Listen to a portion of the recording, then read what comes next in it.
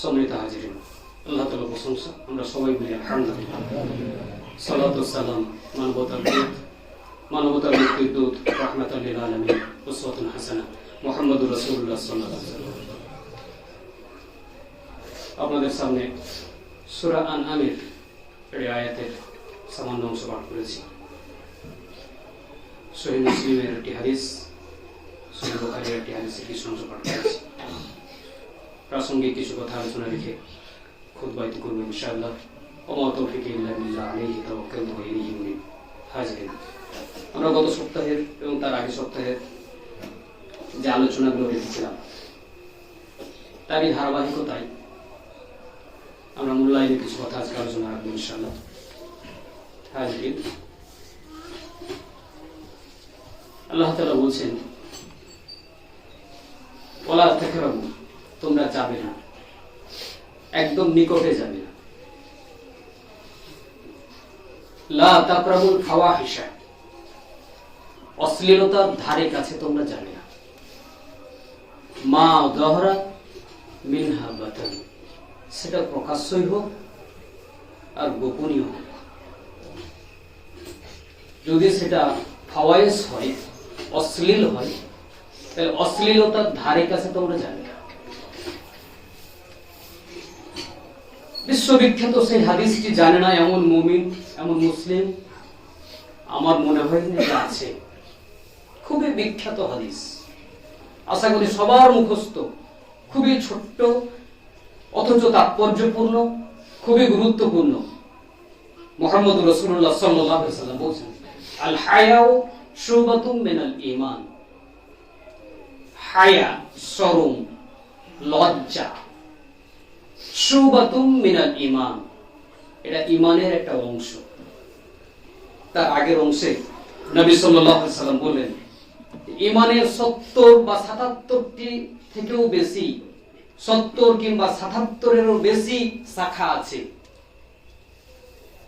তার অন্যতম শাখা হচ্ছে শুবাতুম মিনাল আল হায়াউ শুবাতুম মিনাল ঈমান। হায়া, শরম, এটা হচ্ছে ঈমানের একটা অংশ।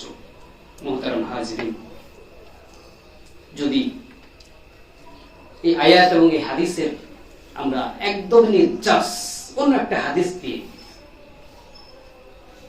যে হাদিসটি সহিহ বুখারীতে আছে, মুসলিমে আছে, আবু দাউদে, তিরমিজিতে, এমন কোন হাদিস নেই যে হাদিসের কিতাবে হাদিসটি নেই। নবী সাল্লাল্লাহু আলাইহি ওয়াসাল্লাম বলেছেন, সমস্ত আম্বিয়া ইকরাম, যত নবী রাসূল দুনিয়াতে এসেছেন, যত নবী রাসূল, সমস্ত নবী রাসূল যত কথা বলেছেন, যত উপদেশ দিয়েছেন, তাদের যত উক্তি আছে, তার মধ্যে শ্রেষ্ঠ উক্তি হচ্ছে, আল্লাহ রাসূল বলেছেন, সমস্ত নবী রাসূল আম্বিয়া ইকরাম যত এসেছেন দুনিয়াতে, সমস্ত আম্বিয়া ইকরামের অনেকগুলো উক্তি আছে, তার মধ্যে শ্রেষ্ঠ উক্তি হচ্ছে, একদমই শ্রেষ্ঠ উক্তি হচ্ছে, ইদা লাম তাস্তাহি, যদি তোমার শরম না থাকে, ফাফআল মা শিতা, তাহলে তুমি যা ইচ্ছা তাই করতে পারো। তোমার শরম নেই তো তুমি যা ইচ্ছা তাই করো। মুহাদ্দিসিন ইকরাম এই হাদিসের ব্যাখ্যা করতে গিয়ে বলছেন যে যার শরম আছে, যার লজ্জা আছে, শর্মিন্দা কোন মানুষ, লাজুক কোন মানুষ যা ইচ্ছা তা করতে পারে না। আর যার লজ্জা নাই, যার শরম নেই, সে যা ইচ্ছা তা করতে পারে। এমন কোন কাজ নেই যে কাজটা তার বাধে। কোন কাজই বাধে না, সব কাজ সে করতে পারে, সবই করতে পারে। বেহায়া, নির্লজ্জ। নবী সাল্লাল্লাহু আলাইহি ওয়াসাল্লাম বলেছেন, সমস্ত নবী রাসূল এই কথা বলেছেন যে বেহায়ারা সব কাজ করতে পারে। মানুষ বেহায়া কখন হয়? লাজ শরম মানুষের কখন হারিয়ে যায়? একদম হায়া শরম সব শেষ। একটু বেরিয়ে গিয়ে আসুন, একটু বেরিয়ে গিয়ে আসুন।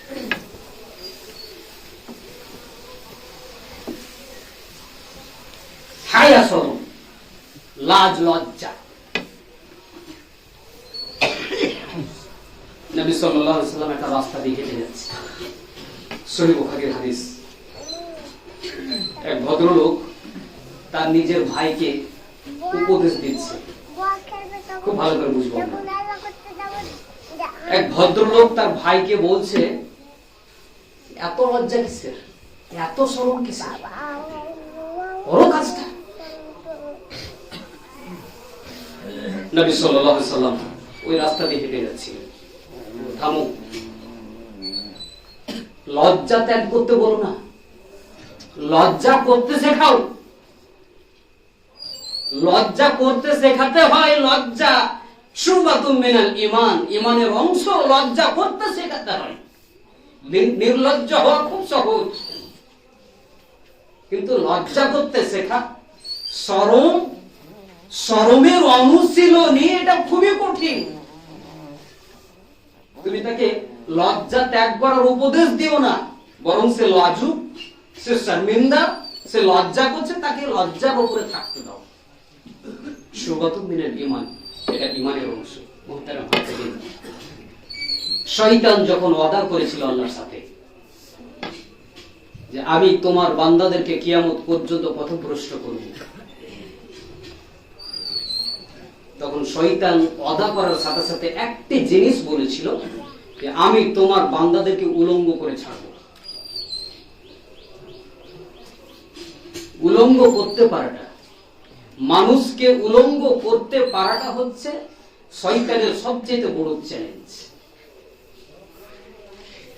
যদি কোনো মানুষকে উলঙ্গ করে দিতে পারে, তাহলে সেই লোকটির আর কোনো লাজ, লজ্জা, শরম, হায়া আর কিচ্ছু থাকবে না। ওই লোকটির দ্বারা দুনিয়ার সমস্ত কাজ করা সম্ভব। সেই কাজ যত হীনতর হোক, যত খারাপ হোক, যত জঘন্য হোক, যত নিচের হোক, যত বেহায়াপূর্ণ কাজ হোক, একজন মানুষকে যদি উলঙ্গ করে দিতে পারা যায়, তাহলে সেই লোকের দ্বারা দুনিয়ার হেন কাজ নেই যে কাজটা তার দ্বারা হবে, সব কাজ হবে।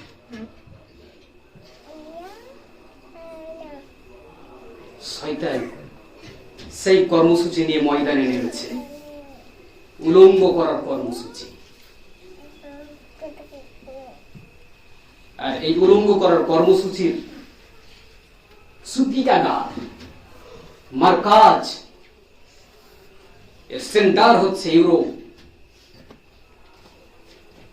ইউরোপ থেকে এখন সারা বিশ্বে এই উলঙ্গ করার যে পরিকল্পনা, যে কর্মসূচি, সারা বিশ্বে আমদানি হচ্ছে। সারা বিশ্বের মানুষ ব্রিটিশ শাসন থেকে মুক্ত হয়েছে, কিন্তু ব্রিটিশ সাংস্কৃতিক সাম্রাজ্য থেকে এখনো মুক্ত হতে পারেনি। বরং ব্রিটিশের সংস্কৃতি, ব্রিটিশের কালচার বিশ্বব্যাপী, ব্রিটিশের সংবিধান যেমন লাগু আছে আমাদের দেশে, বাংলাদেশে, পাকিস্তানে তথা সারা বিশ্বে, ব্রিটিশের সংবিধান, যে সংবিধান দিয়ে ব্রিটিশ শাসন করতো আমাদের দেশ তথা সারা বিশ্বে বিভিন্ন দেশ, ব্রিটিশ যে সংবিধান দিয়ে সারা বিশ্বে সাম্রাজ্যবাদের শাসন শোষণ চালাতো, অবিকল ওই সংবিধান দিয়ে আমাদের দেশের শাসকেরা অদ্যাবধি আমাদের দেশ শাসন করছে।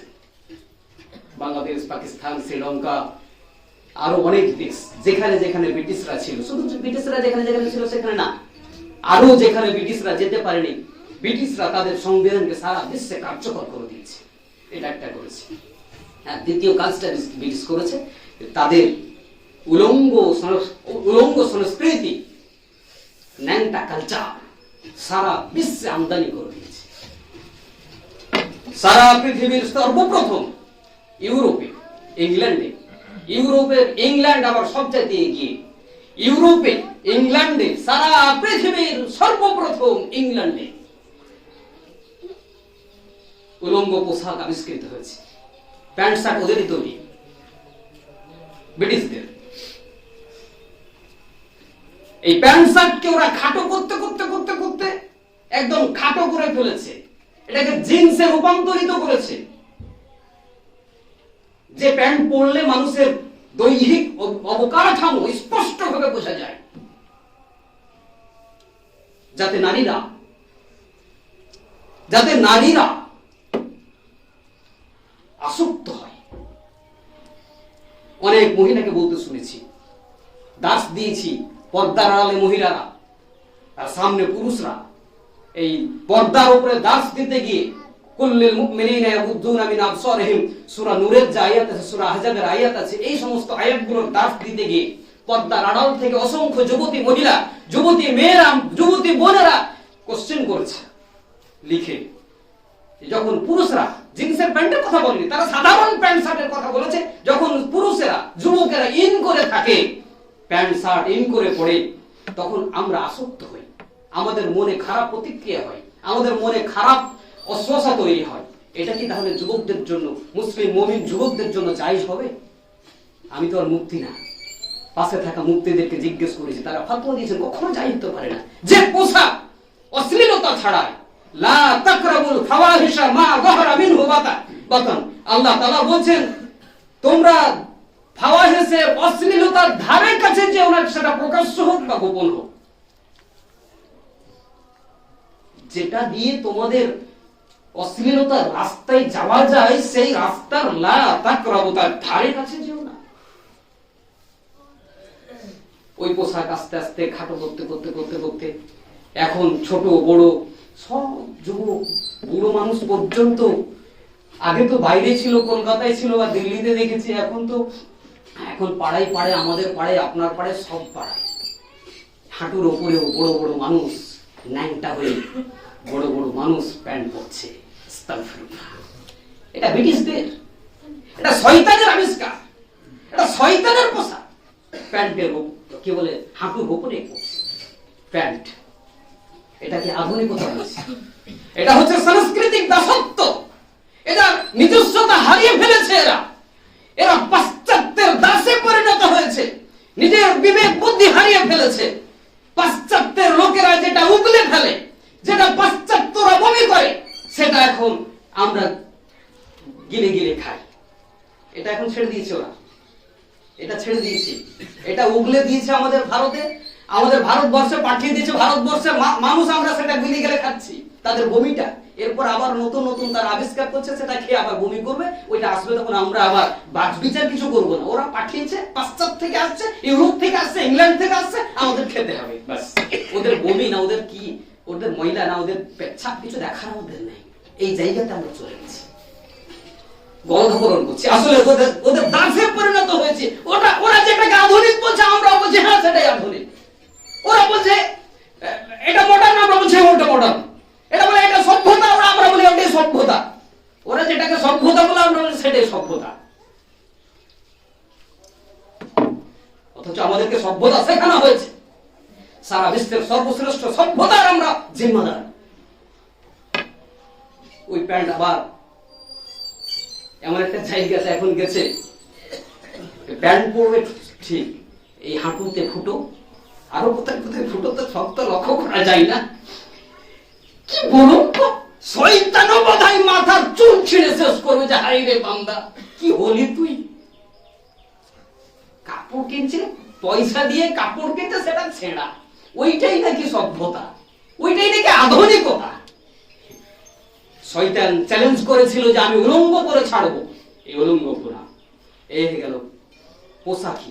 এখন ওরা আরো নতুন নতুন ডিজাইনে, আপনারা জ্ঞানী মানুষ আমার থেকে বেশি জানেন, আজকে ইউরোপীয় কালচারের মধ্যে নতুন নতুন যে জিনিসগুলো আমদানি হচ্ছে, এখন আর ছেঁড়া কাপড় পরে না ওরা। আর হাঁটুর উপরে যে কাপড়টা আমাদের কাছে আমদানি করেছে, আর জিন্সের প্যান্ট শার্ট যেটা আমদানি করেছে, যেটা আমরা এখন একদম মজা করে ভক্ষণ করছি, নোংরামি, তাদের সেই বমিটা, এটা ওরা এখন ছেড়ে দিয়েছে।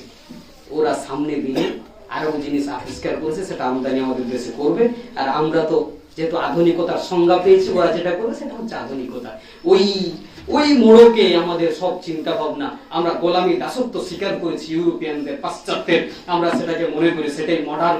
এই জন্য আমাদের মগজ, আমাদের ব্রেন, আমাদের মন মানসিকতার চেতনা, আমরা ভারতীয় হলেও, আমরা মুসলিম হলেও ব্রিটিশ হয়ে তৈরি হয়েছি। আমরা ব্রিটিশের সন্তান, ব্রিটিশের সংস্কৃতি, ব্রিটিশের কালচার, সবকিছু এতে আমরা এটাকে লালন পালন করতে খুব পছন্দ করি, খুব মজা লাগে, আমাদের খুব ভালো লাগে। আস্তাগফিরুল্লাহ। ওরা এখন ওদের হাটে ঘাটে, পথে নদীতে, বাজারে, বন্দরে, শহরে, অট্টালিকায়, সব জায়গায় ওরা এখন একদম শর্ট, যেটাকে আমরা জাঙ্গিয়া বলি, আর শর্ট শার্ট বা গেঞ্জি ধরনের স্যান্ডু, ছেলে মেয়ে সবাই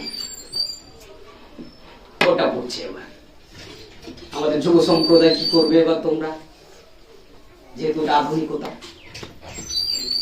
আমাদের যুব সম্প্রদায়, আমাদের গার্জেনরা কি করবেন আপনাদের সন্তানদের এরপর?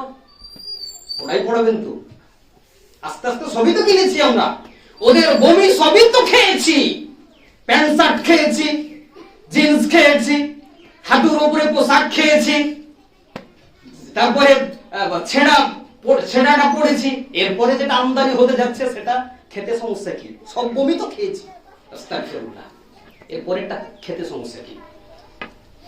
সাবধান হতে হবে। এটা গেল পোশাকগত দিক। দ্বিতীয় ন্যাংটামো যেটা, উলঙ্গপূর্ণ যেটা আমদানি করেছে, এই পর্ণ, যেটাতে আসক্ত আপনার আমার সবার সন্তানরা। এই পর্ণের উদ্ভাবক হচ্ছে পাশ্চাত্যরা, এই পর্ণের আবিষ্কারক হচ্ছে, এটা সূতিকাগার হচ্ছে ইংল্যান্ড, সেখান থেকে এই পর্ণ আবিষ্কৃত হচ্ছে। এই মোবাইলে, এর আগে মোবাইল যখন আসেনি তখনও বিভিন্ন কি বলে যে যন্ত্র দিয়ে, বিভিন্ন টেকনোলজি দিয়ে হোস্টেল মেসগুলোতে এই অশ্লীলতার আমদানি হতো। হোস্টেল মেসে ফিক্সড নামে মাসের শেষ দিন, আমি হোস্টেলে দেখেছি নিজ চোখে, মাসের শেষ দিন যুবকেরা ওই অশ্লীল ছায়াছবি সারা রাত দেখতো, উলঙ্গপূর্ণা, একদম নোংরা, নেকেড, যেটা এর চাইতে আর নিচে নামে যায় না, সেটা একটা সীমিত আকারে ছিল তখন। ওইটা এখন হাতে হাতে। আপনার সন্তানের তো আপনার উপর কন্ট্রোল নাই, আপনি জানেন না, আপনার সন্তান ওইটাই দেখে, আপনি নিশ্চিত থাকুন আপনার সন্তান অরিজিনাল নেই। আপনার সন্তানের অঙ্গগুলো, আল্লাহ তাআলা যে অঙ্গটা সুস্থ সবল অঙ্গ দিয়েছে, সেই অঙ্গগুলো আর সুস্থ নেই, অসুস্থ হয়েছে। আপনার ছেলে একদিন পঙ্গু হয়ে যাবে, একদিন কুজ্জ হয়ে যাবে, একদিন নিজের সক্ষমতা হারিয়ে ফেলবে। দিনের পর দিন এমন একটা দিন আসছে, আমাদের সন্তানরা পূজা হয়ে যাবে, তারা কখনো সক্ষমতা আর প্রমাণ করতে পারবে না। বৈবাহিক জীবনে তাদের সক্ষমতা তারা প্রমাণ করতে ব্যর্থ হবে। বৈবাহিক জীবনে, তাদের দাম্পত্য জীবনে এমন একটা পরিবেশ তৈরি হবে, এমন কলহল তৈরি হবে, এমন অশান্তি তৈরি হবে, যেখান থেকে আমি আপনি মুক্তি হতে পারবো না, আমাদের সন্তানদের মুক্ত করতে পারবো না। চলে আসছে, আমাদের সন্তানরা ফেঁসে গেছে, মোবাইল দেখছে, ওই ন্যাংটা নোংরামি দেখছে, দেখতে দেখতে এবার তাকে তো তার উত্তেজনা কমাতে হবে, তখন যা ইচ্ছা তা করে, তার অঙ্গের কি হলো, ক্ষতি হলো কি, থাকলো কি, বাঁচলো কি, মূল্য আর দেখার নেই। এই নোংরামি আমদানি করেছে পাশ্চাত্যেরা।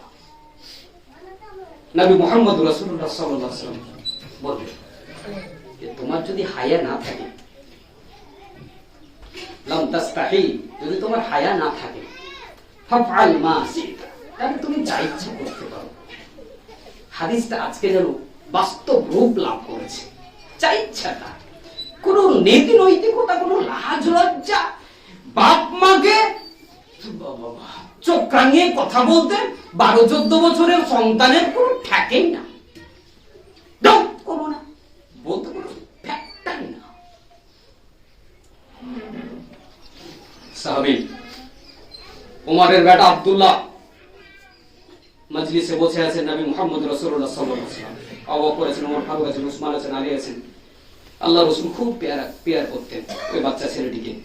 13 থেকে 14 বছর বয়স হবে আব্দুল্লাহ।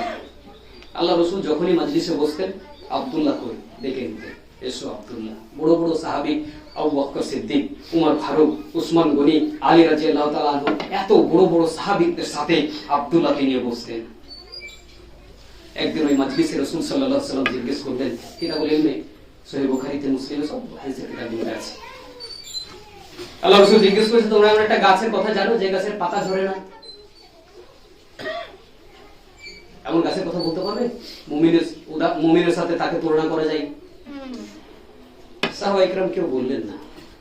আল্লাহ রাসূল শেষে বললেন, সেই গাছটা খেজুর গাছ। আব্দুল্লাহ এসে বলছেন তার আব্বাকে, ওমর ফারুক রাদিয়াল্লাহু তাআলা আনহুকে, আব্বু, আমার তো জানা ছিল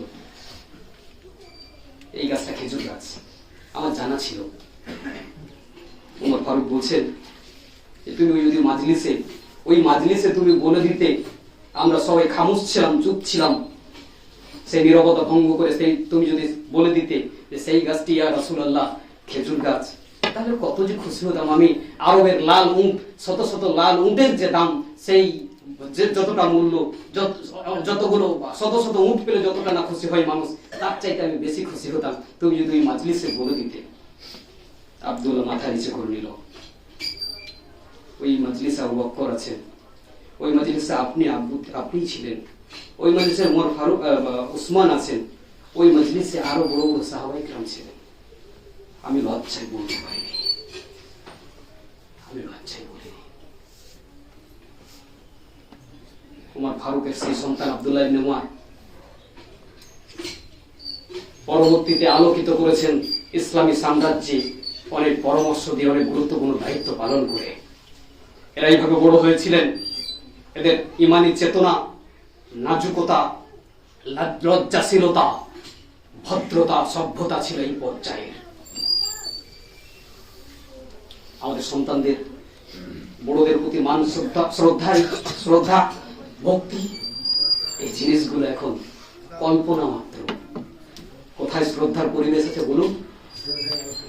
কোন এক গার্জেন উঠে দাঁড়িয়ে বলতে পারবেন, কোন এক পিতা উঠে দাঁড়িয়ে বলতে পারবেন আপনার সন্তান সন্ততির কাছে আপনার মান ইজ্জত আছে?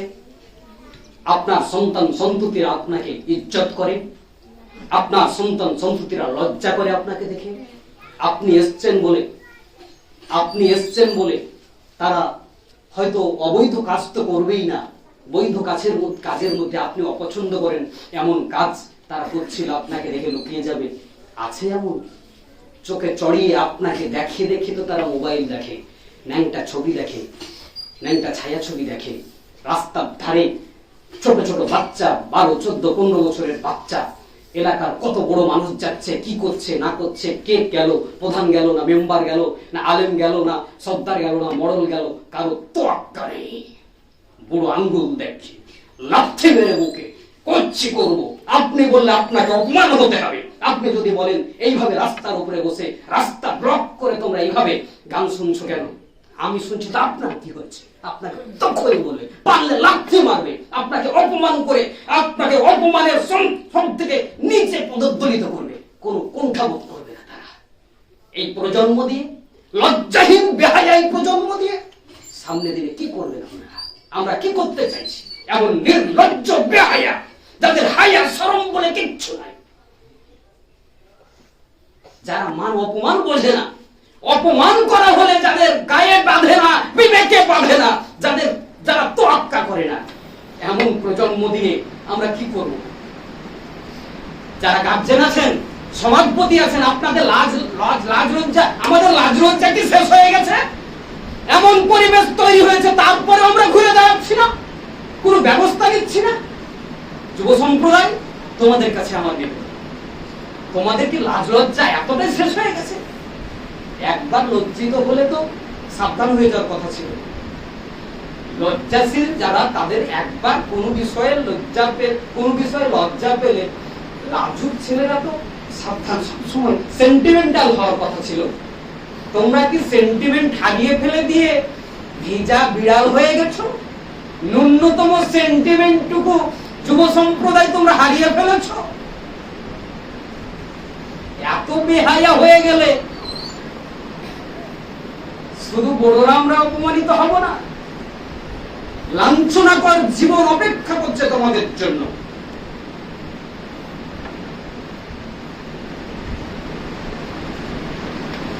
আমাদের বুঝতে হবে,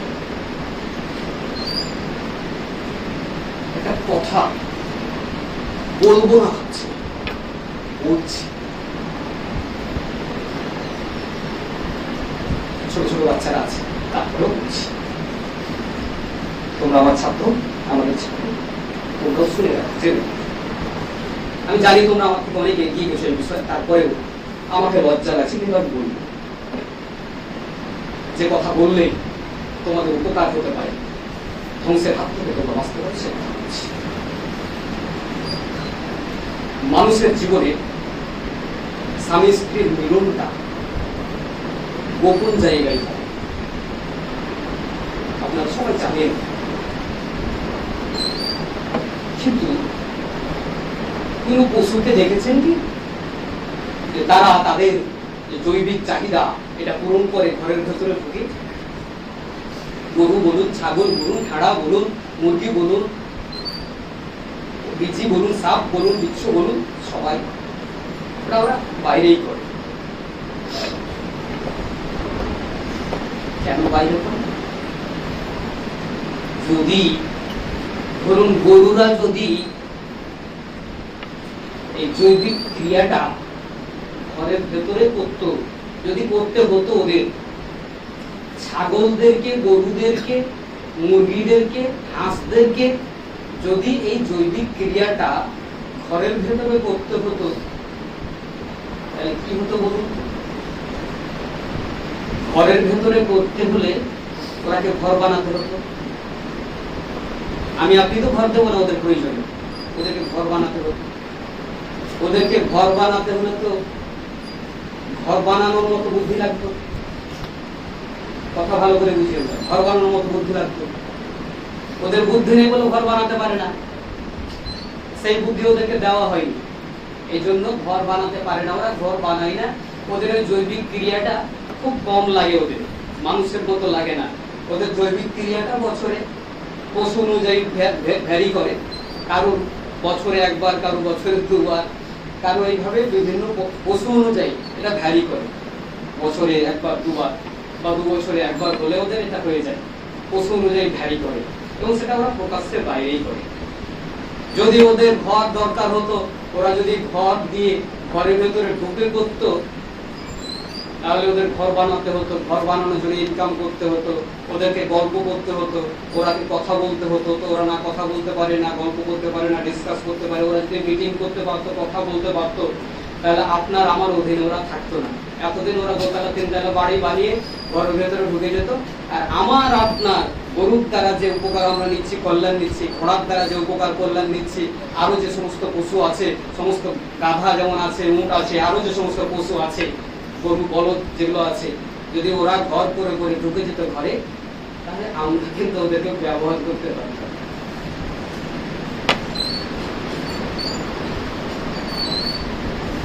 ওদেরকে আমরা ব্যবহার করব বলে আল্লাহ তাআলা ওদের এই শরমটা দেননি।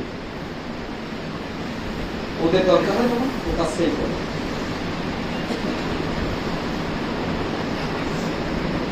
আমাদের সন্তানরা, প্রজন্মের ছেলেগুলো,